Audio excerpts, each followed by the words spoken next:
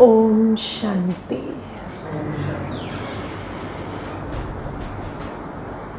आज तो मीठी मम्मा का दिन है और आंखें खोलो आंखें बंद करो तो मम्मा ही नज़र आ रहे हैं।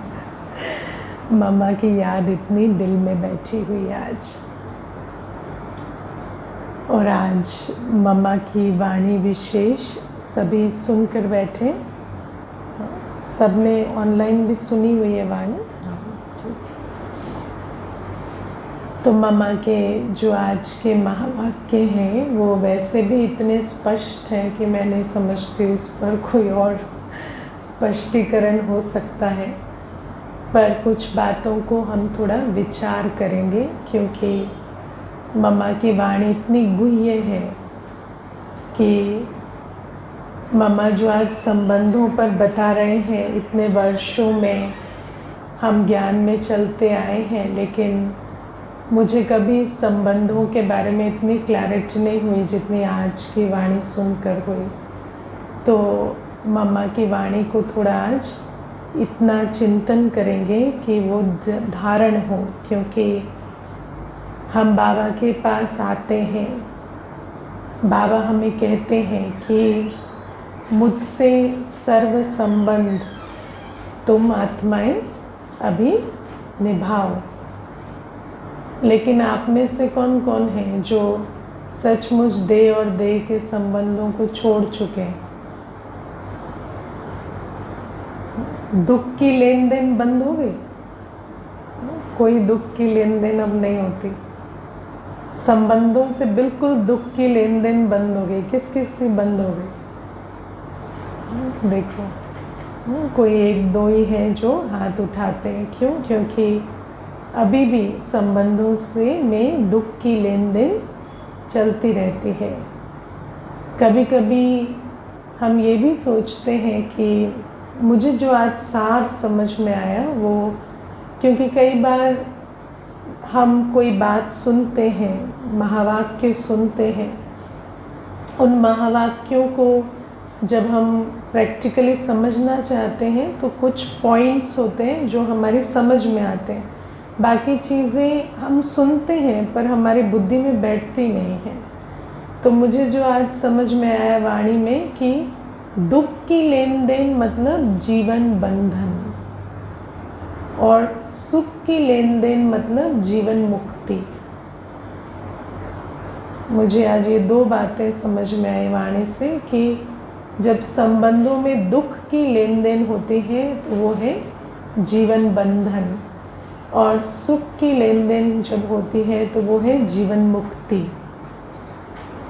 अब एक इसमें जो प्रश्न आता है वो ये कि कभी कभी हमें वो दुख पसंद नहीं आता जो सामने वाली आत्मा हमें दे रही है।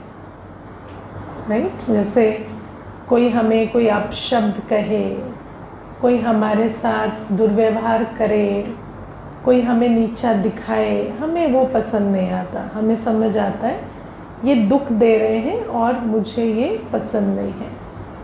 लेकिन बहुत सारा दुख हम लेते हैं, है ना? जैसे उनके दर्द में दुखी होना, उनके परेशानी में परेशान होना, उनको कोई कुछ कह दे तो पीड़ित होना। तो वो जो दुख है उसको हम सुख समझ कर लेते हैं, उसको हम दुख नहीं समझते। तो मोह में वो वाला दुख तो हम समझते हैं कि वो हमें दुख दें तो हमें दुख महसूस होता है, वो वाला दुख हमें नहीं चाहिए। और वो जो सुख दें वो हमें अल्पकाल का सुख भी बहुत भाता है। कोई हमसे प्यार से बात करे, मीठा बोले तो वो हमें बहुत भाता भी है। लेकिन जब मम्मा आज कहते हैं कि दुख की लेन देन और सुख की लेन देन, तो सुख की लेन देन अल्पकाल की नहीं है ना। ऐसा नहीं कि कोई मीठा बोले तो उससे मुझे सुख का अनुभव हुआ तो वो सुख की लेन देन में गिना जाएगा। ऐसा क्यों कह रही हूँ मैं? क्योंकि एक नियम को हमें यहाँ समझ लेना है। अगर किसी के मीठा बोलने से आज आपको सुख का अनुभव होता है, तो किसी के कड़वे बोलने से कल दुख का भी अनुभव होगा। इसीलिए ये जो हम सुख और दुख समझते हैं, उस परिभाषा से हमें थोड़ा ऊपर उठना होगा। जब मामा कहते हैं कि सुख की लेन देन मतलब आत्मा को आत्मा से सुख नहीं मिल रहा। हर आत्मा हर संबंध में अपने अतीन्द्रिय सुख को एक्सप्रेस करके सुखी हो रही। मैं सुख स्वरूप हूँ, तो किसी संबंध में मैं अपने सुख स्वरूप स्थिति में स्थित हूँ, उससे मुझे सुख का अनुभव हो रहा है। वो प्रकृति भी हो सकती है, वो आत्माएं भी हो सकती हैं, उसमें दूसरे से लेने की बात नहीं है। तो जब हम जीवन मुक्त अवस्था में हैं, इसीलिए आज की वाणी में मम्मा ये बात स्पष्ट करते हैं कि जब हम इस समय सर्व संबंध आत्माओं से निकाल बाबा के साथ जोड़ लेंगे, तो बाबा के साथ सर्व संबंध जोड़ने के कारण हमारी इक्वेशन बदल जाएगी। फिर हमारी आत्माओं के साथ सुख की लेन देन हो जाएगी। क्यों? क्योंकि बाबा सुख का सागर है। बाबा के साथ जब हम संबंध में आएंगे तो कैसे बन जाएंगे? बाप समान। और बाप समान आत्मा मतलब सुख स्वरूप आत्मा। और ऐसी सुख स्वरूप आत्मा सुख लेगी नहीं, सुख देगी नहीं, सुख स्वरूप अवस्था में स्थित होगी। समझ आई मैं? और लेकिन एक्सप्रेशन तो कर्म में ही होगा ना। आत्मा सुख स्वरूप है, लेकिन जब वो भोजन बनाएगी, जब वो वाचा के लिए अपना मुख खोलेगी, जब वो कोई कर्म करेगी, तो जो आप हैं, जैसे आप हैं, वैसा आपका कर्म होगा और उस कर्म की भासना होगी। तो जो आप देंगे वो आपको महसूस भी होगा, अनुभव भी होगा। तो सुख के कर्म से सुख की स्थिति का भी अनुभव होगा, सुख की भासना भी आएगी, और वो सुख उन कर्मों से दूसरों को भी रेडिएट होगा। तो ये है सुख की लेन देन। अभी जो हम जिसको सुख की लेन देन भी समझते हैं, वो भी वास्तव में दुख की लेन देन है। किसी को प्यार से, हम कहते हैं ना, हम इनसे बहुत प्यार से चलते हैं, लेकिन प्यार से चलकर क्या कर रहे हैं? प्यार से चलकर भी उनको हम सुख दे रहे हैं। उनके पास सुख नहीं है, हम उनको सुख स्वरूप नहीं बना रहे, हम क्या बना रहे? इसीलिए हमारे जो आसपास हैं, जिनको हम कहते हैं कि हमें इनसे बहुत प्यार है, हम कहते हैं हमें इनसे बहुत प्यार है, इनको हमने बहुत प्यार से पाला है, और इनकी हमें बहुत चिंता होती है कि कल हम नहीं रहे तो ये कैसे चलेंगे। आप इन 4 लाइनों को देखो। हमें इनसे बहुत प्यार है, हमने इनको बहुत प्यार से पाला है, और हमें इनकी बहुत चिंता होती है कि कल अगर हम नहीं रहे तो इनका क्या होगा। तो हमने उनको इतना प्यार दिया है, इतना सुख दिया है कि कल वो बहुत दुखी होने वाले हैं।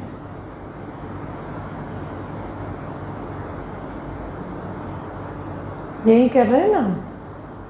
तो जिसको हम सुख की लेन देन समझ रहे हैं, वो वास्तव में क्या है? दुख की लेन देन है। इसलिए, और ये किस बात से आती है? ये जो दुख की लेन देन है, इन सब का आधार है देह अभिमान। देह अभिमान देह अभिमान क्या है पता है? देह अभिमान का एक स्वरूप ये भी है कि सामने वाला सुखी रहे, पर जब मैं सुख दूं, उसको ऐसा ना बनाओ कि वो सदा सुखी रहे। है ना? इसीलिए बहुत दुख होता है या क्रोध आता है जब वो आत्मा इंडिपेंडेंट होने लगती है या किसी और पे डिपेंडेंट होने लगती है। क्योंकि इंडिपेंडेंट होने की संभावना तो तभी होती है जब बाबा के पास आते हैं, है ना? तो जब बाबा के पास आते हैं तो आत्मा जब बाबा से भरने लगती है तो इतना हंगामा क्यों होता है? हाँ, इतना शोर क्यों होता है? इसलिए होता है क्योंकि आत्मा मुझ पर निर्भर नहीं रही, और मुझ पर आत्मा निर्भर नहीं है तो मुझे अच्छा नहीं लगता। मुझे इस बात से कोई मतलब नहीं है कि वो सुखी है या दुखी है। मुझे सारा मतलब इस बात से है कि वो मुझसे सुखी है या मुझसे दुखी। ईगो बेस्ड अप्रोच, है ना? ईगो बेस्ड अप्रोच कैसी होती है? काम हो या ना हो इम्पोर्टेंट नहीं है, काम मेरे द्वारा हो, वो सुखी रहे दुखी रहे नहीं, मेरे द्वारा सुखी रहे। ये है देह अभिमान की भाषा। और देह अभिमान की भाषा के कारण जो सुख की लेन देन है, अब आप देखो, सुख लेने में तो दुख समाया ही हुआ है, सुख देने में भी दुख समाया हुआ है। क्योंकि कल अगर वो हमसे सुख नहीं ले रहे तो भी हमें दुख होगा। तो कितनी दुख की लेन देन है। अभी हमने कितने प्रकार के दुख की लेन देन समझी। पहली दुख की लेन देन जब कोई हमें दुख देता है। दूसरे टाइप की दुख की लेन देन जब हम परिवर्तन और विनाश से दुख लेते हैं। कोई भी आत्मा है परिवर्तनशील है, विनाशी है। आत्मा तो विनाशी नहीं है, पर उसका प्रेजेंट स्वरूप विनाशी है और परिवर्तनशील है।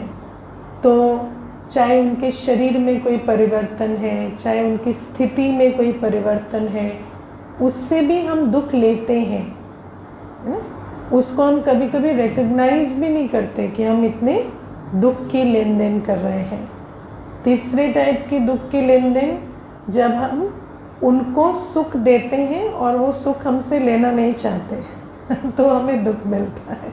वो कहते हैं अभी हमारा सोर्स बदल गया है ना? अभी हमें आपसे सुख नहीं चाहिए, ना वो भोजन का सुख चाहिए, ना आपके साथ बैठने का सुख चाहिए, हमें आपसे सुख नहीं चाहिए। तो हम बहुत दुखी होते हैं, है ना? चौथे टाइप की लेन देन वो हमें सुख देते हैं, लेकिन कल उस सुख की निर्भरता के कारण हम दुखी होते हैं।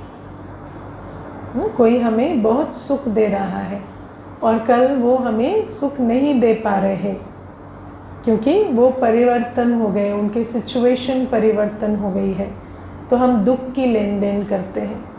मैं आपको एक छोटी सी इसमें बात बताती हूँ। एक माता, उसकी उम्र आज 75 से 78 साल की हो गई। उसने अभी पीछे शरीर छोड़ दिया।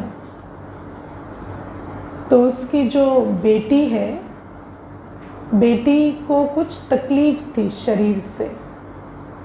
तो जब बेटी को तकलीफ थी तो उसके घर में उसको सपोर्ट नहीं मिला ससुराल में।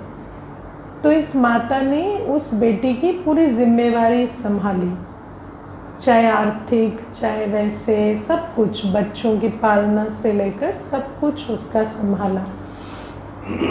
आज जब वो माता 78 की एज में कोविड से उसने शरीर छोड़ दिया, तो बेटी बहुत फुट फुट कर रोई और मुझे बार बार कहती, दीदी अब मैं कैसे चलूँगी, आगे कैसे संभलेगा, ठीक है?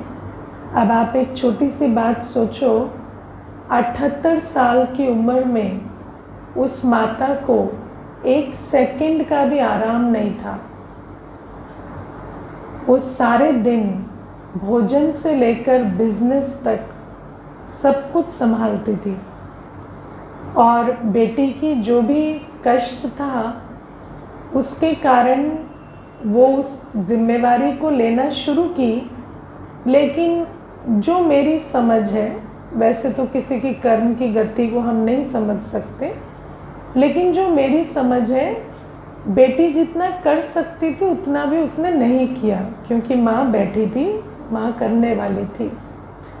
और बेटी के भी जो बच्चे हैं वो भी ऐसे बन गए हैं कि आज उनको पका पकाया चाहिए, कमाया हुआ चाहिए, उनको कोई अपने आप से पुरुषार्थ करने की आदत नहीं पड़ी है, और आज वो बहुत कष्ट में है, और उस कष्ट में वो उस माता को आज भी उलहना देते हैं कि आप हमें ऐसे छोड़कर कैसे चले गए, अभी तो आपको बहुत ध्यान रखना था। तो जब उसने मुझे बताया तो मैंने उनको कहा, देखो विधि का विधान ऐसा है कि अगर वो माता अभी और 25 साल भी जीवित रहती तो आपने तो उसको 1 सेकंड भी आराम करने नहीं देना था। मैंने तो उनको कहा कि देखो भाई, बुरा मत मानना, लेकिन सत्य यही है। तो मैं समझती हूँ कि उन्होंने जितना पुरुषार्थ कर लिया था उसके बाद वो आराम कुछ डिज़र्व करती थी, और जब तक सर पे ना पड़ेगी तो आप तो करोगे नहीं। तो मैं समझती हूँ अभी बच्चे भी बड़े ही हो गए हैं, तो आपकी अक्षमता जो भी है वो अंडरस्टैंडेबल है, लेकिन बच्चे तो सक्षम है ना, तो उनको आप जिम्मेवारी संभालने दो। फिर मैंने पूछा कि अभी क्या चल रहा है घर में, तो कहती है कि इतने महीनों से, जब से माताजी का शरीर छूटा, मैं और बच्चे रात दिन रो रहे हैं। तो मैंने कहा उन बच्चों को अब उठाओ और उनको काम करवाओ, है ना। तो ये जो चीज़ है ना कि हम सोचते हैं कि कभी कभी हम कहते हैं इस संबंध में हमें बहुत सुख मिल रहा है, लेकिन उस आत्मा का भी तो सोचो है ना। कभी कभी मुझे नहीं पता ये बात मुझे कहनी चाहिए या नहीं, लेकिन मैंने देखा है कि एक संबंध में, चाहे माँ बेटे का संबंध है, माँ बेटी का है, बाप पिता बेटे का है, एक पार्टी कहती है हमारा तो संबंध बहुत अच्छा है, और दूसरा कहता है हम तो इसमें बहुत सफोकेट हो रहे हैं। ऐसा भी बहुत केसेस में मैंने ऑब्जर्व किया। क्यों?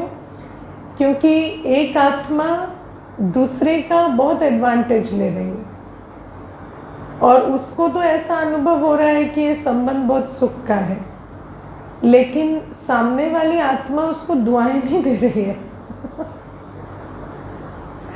तो बाबा हमें अभी कहते हैं कि ये जो हमारे संबंधों में इतनी सारी एबनॉर्मलिटीज़, इतनी सारी दुख की लेन देन है, और आज मैंने मुरली में भी बताया कि रिसर्च कहती है कि आज मेजॉरिटी जो दुख का कारण है वो संबंध है ना।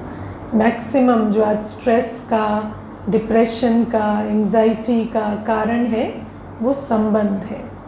तो बाबा हमें आज मुरली में ममा के द्वारा यही इशारा दे रहे हैं कि हम अपने संबंधों में ये जो दुख की लेन देन है इसको पहले रिकग्नाइज करें, क्योंकि स्टैटिस्टिकली ये बात सामने आती है कि संबंधों से दुख मिल रहा है।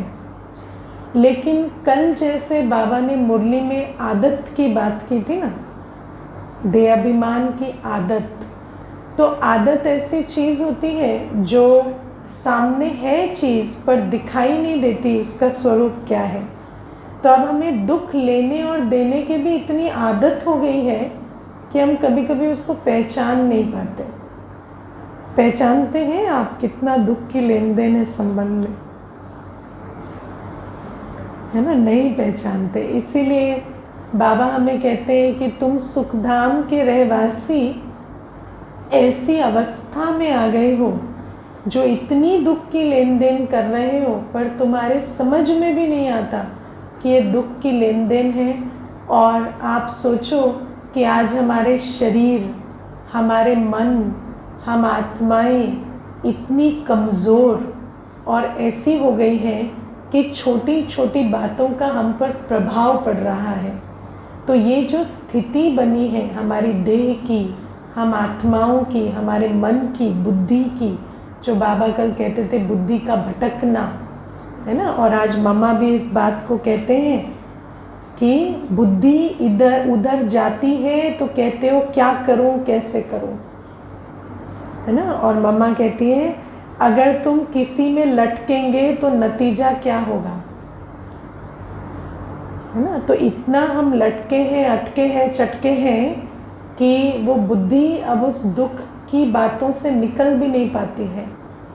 तो ये दुख की लेन देन हमने कितने जन्मों की है और कितनी इंटेंसिटी से ये दुख की लेन देन हमने की है, इसको हमें पहले रिकग्नाइज करना होगा। और उसके बाद जो बाबा हमें उसका सल्यूशन देते हैं, सल्यूशन क्या है? हाँ, बाबा कहते हैं आप सर्व संबंध मुझसे जोड़ो। और आज बाबा हमें एक मम्मा के मुख से एक उलहना देते हैं, मीठा उलहना उस मीठे उलहने को आज हम समझेंगे। मैं इन बाबा के महावाक्यों को बार बार पढ़ती जा रही थी और मुझे ऐसा लग रहा था जैसे कितना हम बाबा को, ना, हम कहाँ तक आत्माएं कितना सरेंडर होने में टाइम लगाती हैं, जो बाबा को हमें ऐसे उलहना देना पड़ता है।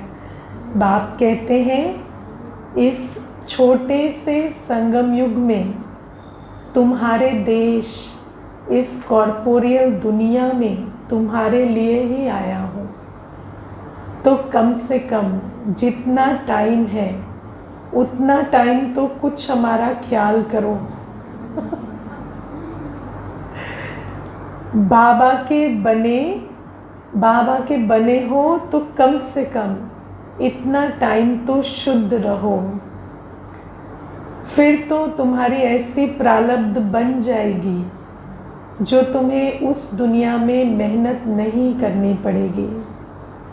अभी थोड़ी मेहनत की बात है, अभी तुम कैसे भी करके मर मिट करके भी पवित्र रहने की प्रतिज्ञा करो, अपनी दृढ़ता रखो, अपनी धारणाओं में रहने का पूरा प्रयत्न करो। बाप तुम्हें साफ साफ बतलाते हैं तुम सिर्फ इतने थोड़े टाइम के लिए ये मेहनत करो, मैं तुम्हें और कोई मेहनत नहीं कराता हूँ। तुम्हें जितना मिलता है उसकी भेंट में कोई मेहनत ही नहीं है ये, ना। लेकिन बाबा कहते हैं अब छोड़ दो बुद्धि से, इस पूरे चक्कर को ही छोड़ दो, ना। मैं आया हूँ, मुझसे सर्व संबंध निभाओ और उनसे ट्रस्टी होकर निभाओ, संभालो, सब कुछ करो, लेकिन वहाँ दिल नहीं लगाओ, उनको आत्मिक दृष्टि से देखना शुरू करो, है ना। छोड़ना पड़ेगा, है ना, क्योंकि माया, मुझे ऐसा लगता है कि माया का डरावना रूप इतना खराब नहीं है, माया का लुभावना रूप बहुत मुश्किल है ना। माया का लुभावना रूप बहुत मुश्किल है। एक माता मुझे ये अनुभव सुना रही थी कि मेरे युगल इतने मीठे हैं, इतने अच्छे हैं कि उनके साथ जो पहले विकारी संबंध रहा है उसको तोड़ने में बहुत मेहनत हो जाती है क्योंकि हमेशा बहुत मीठे रहते हैं तो लेकिन बाबा कहते हैं कि ये जो लुभावना रूप है माया का, जिसमें काम की खींच, मोह की खींच है ना, वो किस रूप से आ रही है? बहुत लुभावने रूप से आ रही है। तो अगर कोई हमारे साथ मीठा नहीं है तो संबंध तोड़ना इजी हो जाता है। तो मैं तो समझती हूँ जिनके संबंधों में खटास है वो बहुत भाग्यवान है क्योंकि विकारी संबंधों को तोड़ना आसान हो गया। लेकिन ये जो विकारी बंधन है ये कैसे उस गुण में लपेट के और इंटेंसिफाई होते जा रहे हैं। तो बाबा हमें कहते हैं कि समझो और छोड़ो, क्योंकि ये जो दुख की लेन देन है ये चलती ही चली जाएगी, है ना।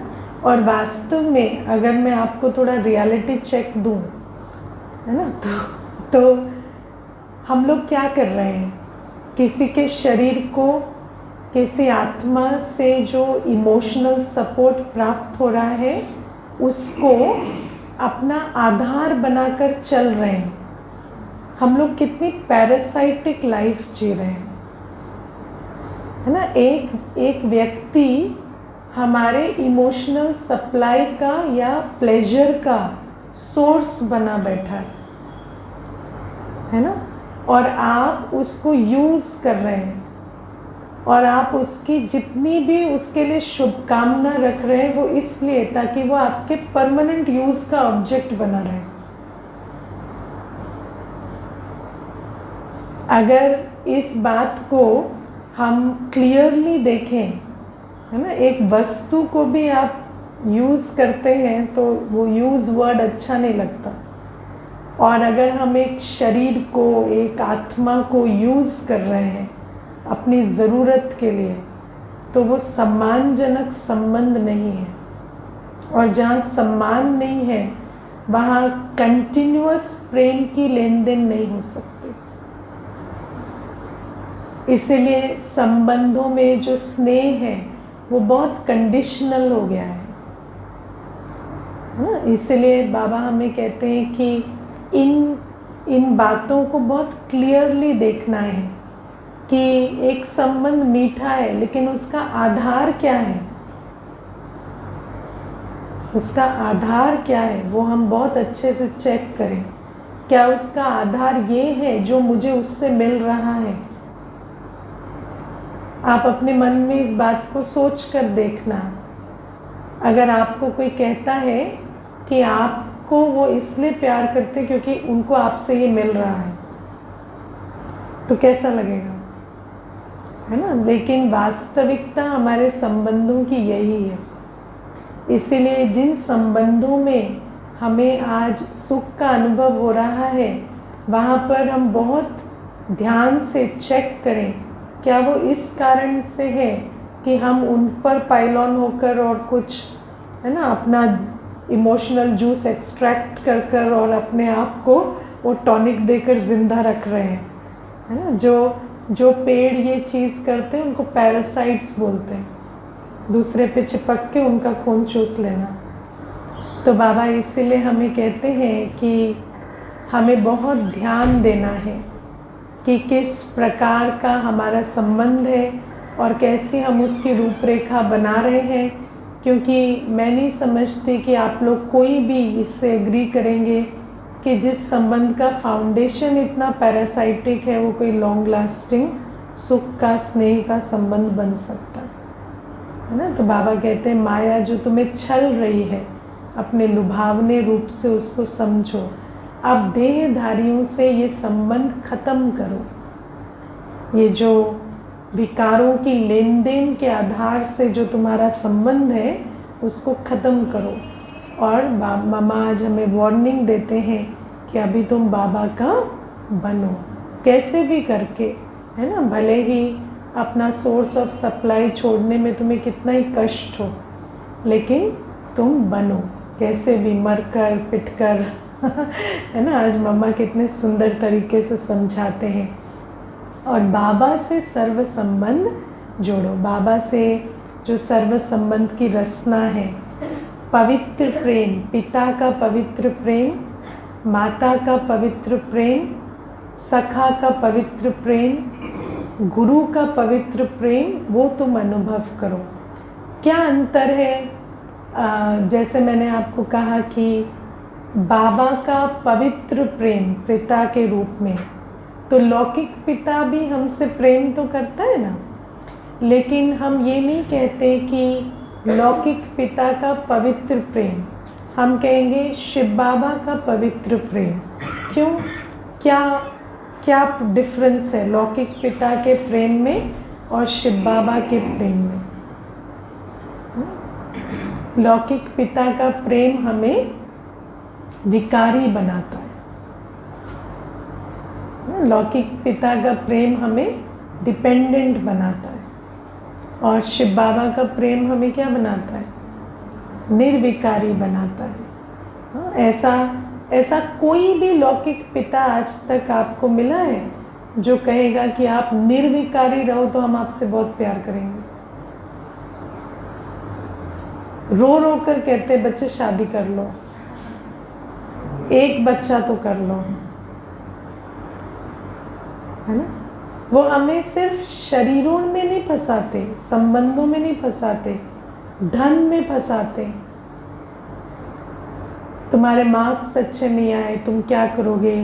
तुम कल कमाओगे नहीं तो तुम क्या करोगे? पैसा सब कुछ होता है, पैसा सब कुछ होता है, ये हमें माता पिता सिखाते हैं। और आपको पता है पैसा सब कुछ होता है, ये एक संस्कार है जिसका बीज हमारे अंदर लौकिक माता पिता डालते हैं, और उस कारण से पैसा कितना भी हो कभी भी इनफ नहीं होता, है ना?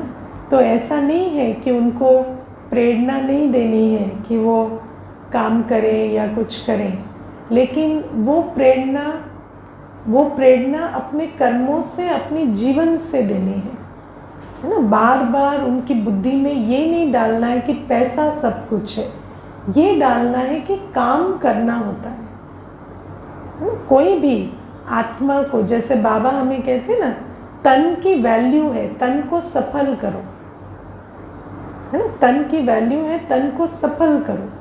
तो कोई बैठा रहे उसमें प्रॉब्लम है, उसमें पैसा आए या ना आए उसका फर्क नहीं पड़ता, लेकिन अगर एक आत्मा अपने तन को सफल कर रही है, मानो वो कमाते भी नहीं है पर सारा घर का काम संभाल लेते हैं या मन से शांत रहते हैं, तो उसमें क्या प्रॉब्लम है? कोई प्रॉब्लम है ना? लेकिन वो जो आत्मा को संतुष्टता का गुण सिखाना और उसको कर्म की वैल्यू सिखाना, ये बाबा करते हैं।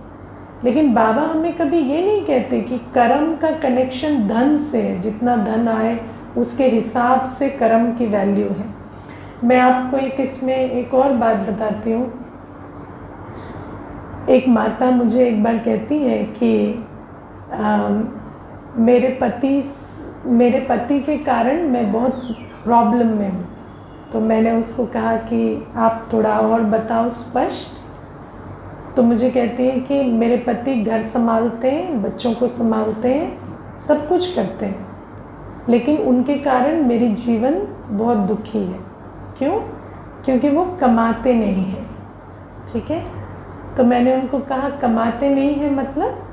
तो बोले कि एफर्ट वो पूरा करते हैं, लेकिन उनका बिजनेस ऐसा है कि वो बिजनेस का भी मार्केट डाउन है और वो बिजनेस चल नहीं पा रहा है। तो एफर्ट भी करता है व्यक्ति, ठीक है, मेहनत भी करता है, घर भी संभालता है, आप ऑफिस जाते हो, आपको पीछे से पूरा सपोर्ट भी करता है, लेकिन उस व्यक्ति के लिए आपके अंदर सम्मान नहीं है, रिगार्ड नहीं है। क्यों? क्योंकि आपकी ट्रेनिंग हुई है बुद्धि से, और वो ट्रेनिंग क्या है कि अगर एक व्यक्ति पैसा नहीं कमाता तो वो कुछ नहीं करता।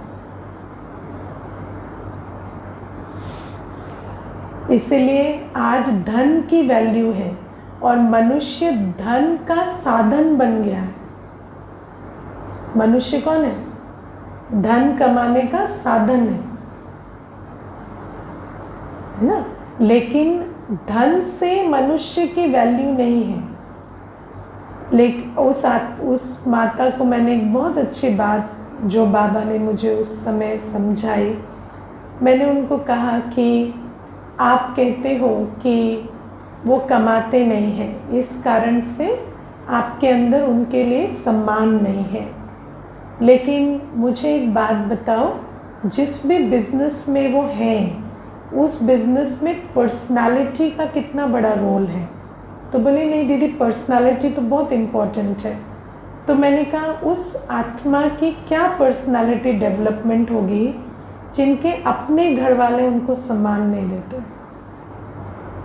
तो आप ही यदि सम्मान नहीं देंगे उनको, तो उनकी पर्सनालिटी तो दिन प्रतिदिन बिगड़ती जाएगी ना। फिर आगे वो कैसे उस बिज़नेस में आगे बढ़ेंगे? वो तो नहीं बढ़ सकते।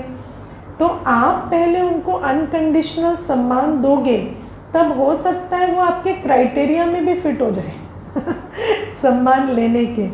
लेकिन अगर इस प्रकार से चला तो मैं नहीं समझती कि वो कभी अच्छा कमा सकेगा। जिस प्रकार की एनर्जी उनको मिल रही है और जिस प्रकार का वाइब्रेशन घर में बन रहा है, तो इन बातों को हमें समझना होता है कि आत्मा की स्थिति उसके कर्म और धन की स्थिति तय करती है। लेकिन अगर हम धन के आधार से आत्मा को आंकने लगेंगे तो उसका स्वमान ही इतना नीचे हो जाएगा कि धन कमाने की तो परिस्थिति नहीं आएगी। सही है ना? तो बाबा हमें कहते हैं कि बाबा आत्मा को देखते हैं और आत्मा को निर्विकारी बनाते हैं। बाबा कहते हैं तुम आत्मा हो, तुम श्रेष्ठ हो, तुम मेरी संतान हो। और बाबा उस आत्मा में गुण शक्ति भरते हैं आत्मा को देखकर। और फिर बाबा हमें निर्विकारिता का पाठ पढ़ाते हैं कि तन मन धन सब पवित्र होना चाहिए और सफल होना चाहिए, है ना। धन कितना है उससे फर्क नहीं पड़ता, पर धन की क्वालिटी और धन का यूज़, धन का सोर्स और धन का यूज़ इम्पोर्टेंट है, धन इम्पोर्टेंट नहीं है। और दुनिया हमें सिखाती है ना सोर्स इम्पोर्टेंट है ना यूज़ इम्पोर्टेंट है सिर्फ धन इम्पोर्टेंट है। अब आप सब पेरेंट्स बैठे हो, है ना, तो चेक करो बच्चों को क्या सिखा रहे हैं। सोर्स का महत्व सिखा रहे हैं, यूज़ का महत्व सिखा रहे हैं, या धन का महत्व सिखा रहे हैं। बाबा हमें क्या कहता है? बाबा कहता है कम कमा लो लेकिन पवित्र धन लाओ, और उस धन को व्यर्थ नहीं करो, क्योंकि बहुत है और व्यर्थ किया तो उसका खाता चढ़ता है। तो कम कमाओ भले, है ना, ऐसा नहीं है कि कमा सकते हैं तो कम कमाओ, लेकिन अगर सोर्स गलत है तो उस सोर्स में नहीं जाओ, है ना। उस सोर्स को पवित्र बनाओ पहले, और उसके बाद बाबा हमें कहते हैं कि जो भी धन है उसको ईश्वरीय सेवा में सफल करो, उससे पुण्य का खाता बनता है। तो बाबा हमें तन के प्रति भी बताते हैं कि ज़रूरी नहीं है कि तुम इस तन को किसी ऐसे कार्य में लगाओ जिससे रिटर्न बहुत हाई आए, लेकिन श्रेष्ठ कर्म में तुम्हारा तन लगे। मन जो है उससे बहुत कुछ सोचो, ज़रूरी नहीं, लेकिन जो सोचो श्रेष्ठ सोचो, है ना। जो वाचा है, ज़रूरी नहीं कि सारे दिन बोलो, लेकिन जो भी बोलो श्रेष्ठ बोलो, समर्थ बोलो। नहीं आता श्रेष्ठ बोलना, समर्थ बोलना, तो चुप रहो कुछ भी बोलना is not a good idea, है ना। तो बाबा हमें जो पालना देते हैं वो लौकिक माता पिता से बहुत अलग है। तो बाबा हमें कहते हैं इसीलिए अभी तुम उन संबंधों की, उन बंधनों की जो तुम्हें विकर्म बनाते चले जा रहे हैं, जिसको आज बाबा ने कर्म बंधन का नाम दिया, है ना। उन बंधनों में विकर्म बनते चले जा रहे हैं, उस गति को तुम अब बदलो। और बाबा कहते हैं मेरे साथ सर्व संबंध जोड़ो, मुझसे पालना लो, मुझसे प्यार लो, मुझसे शिक्षा लो, और ऐसे बनो कि कल तुम सुख स्वरूप हो, तुम पवित्र स्वरूप हो, और तुम्हारे हर संबंध में लेन देन जो है वो पवित्र है। और बात संबंध की जब आती है तो सिर्फ आत्माओं के साथ संबंध की बात नहीं है, लेकिन आप सोचो आज हमारा शरीर के साथ भी कैसा संबंध है। मनुष्य आत्मा अपने शरीर से वो तत्वों का सेवन करती है, तंबाकू, बीड़ी, सिगरेट, शराब, जो उसके शरीर को हार्म पहुंचाते हैं। तो हम अपने सुख के लिए, अपने जो प्लेजर के लिए शरीर को डैमेज करते हैं। हम इंद्रियों को उन व्यसनों में लगाते हैं जो व्यसन हमारे शरीर को डैमेज कर देते हैं। हम इस शरीर की एनर्जी को प्लेजर के लिए ज़ाया कर देते हैं। जो एनर्जी श्रेष्ठ कर्म कर सकती थी और जिस एनर्जी से बहुत पुण्य का खाता जमा हो सकता है, सिर्फ प्लेजर सीकिंग के लिए उस एनर्जी को हम शरीर से की वेस्ट करते हैं। तो बाबा हमें कहते हैं कि हर संबंध में आज क्या हो गया, बंधन है ना। हम उससे विकर्म करते हैं और उस पार्टी को डैमेज करते हैं, जिससे आज हमें टेम्पररी सुख मिल रहा है। और आत्मा टेम्पररी सुख क्यों ढूंढ रही है?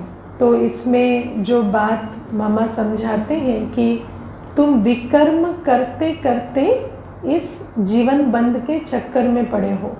तो हमने जब विकर्म किए तो ऐसा क्या हुआ जो हम इस चक्कर में पड़े? विकर्म करने से स्पिरिचुअल एनर्जी डिप्लीट हो गई, और जब स्पिरिचुअल एनर्जी डिप्लीट हो गई तो हमने उस एनर्जी को वस्तु, व्यक्ति, वैभव से सोर्स करना शुरू कर दिया, है ना। इसी को अटैचमेंट कहते हैं। अपनी अतीन्द्रिय सुख को इंद्रियों के द्वारा लेने की चेष्टा, इसी को अटैचमेंट कहते हैं। और ये अटैचमेंट खुद को भी दुख देता है, दूसरे को भी दुख देता है, क्योंकि वो राइट सोर्स नहीं है।